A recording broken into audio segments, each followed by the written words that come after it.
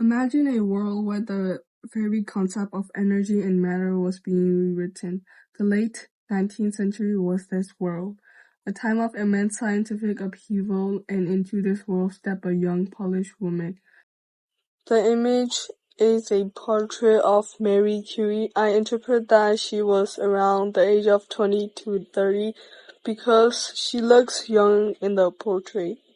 Marie Curie, not just a scientist but a pioneer who reached into the heart of atom itself, forever changing our world. In this image, you can see Marie Curie in the middle of the picture. She was 46 years old. She was at the University of Birmingham during her honorary degree ceremony in 1913. I assume the others beside her were doctors because they were in an honorary degree ceremony. Arriving in Paris to study, she met Pierre Curie, a kindred spirit. Theirs wasn't just a marriage of hearts, but a meeting of minds. In the image, you can see Pierre Curie, the man on the right, who would be Marie Curie's husband soon. The woman on the left is Marie Curie, and the photo is taken in 1898. I assume this was in their laboratory in Paris because Marie Curie studied in the University of Paris.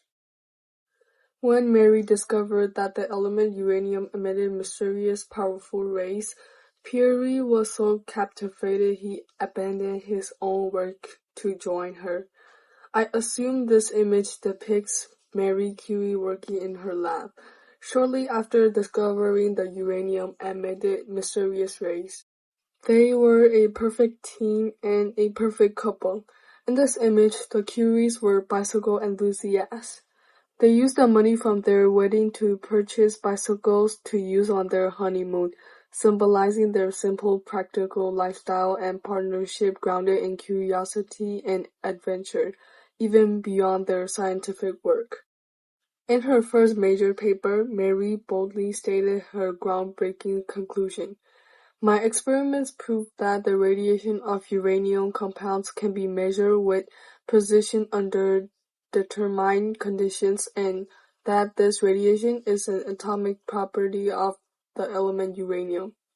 This single idea that radioactivity came from within the atom itself, it was the spark that created a new science.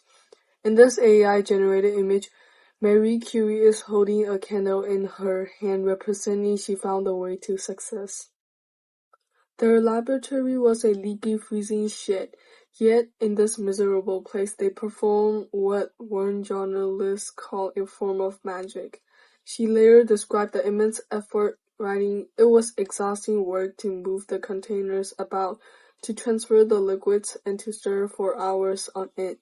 With an iron bar, the boiling material in the cast iron basin. From this labor, they found not one, but two new elements.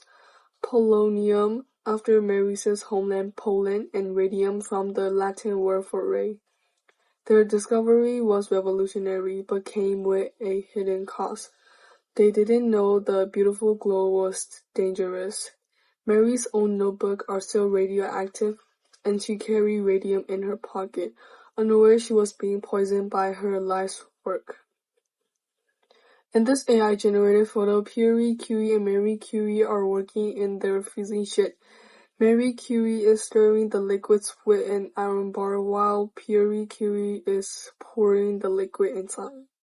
In 1906, just as they were leaving their old laboratory, a dreadful catastrophe struck. Pierre was killed in a sudden street accident. Marie was utterly crushed. This artist's drawing shows Pierre Curie's tragic accident in 1906, where he was struck and killed by a horse-drawn wagon on a rainy day near Pont-Neuf, as described in the newspaper Le Matin. In Marie Curie's diary, she expressed her profound grief. "They filled the grave and put sheaths of flowers on it. Everything is over. Pierre is sleeping his last sleep beneath the earth. It is the end of everything, everything, everything." But she remembered his belief in their work. Forced to look forward, she found a way to endure. I interpret that this image of Marie Curie's diary reflects her deep sorrow after Pierre's death.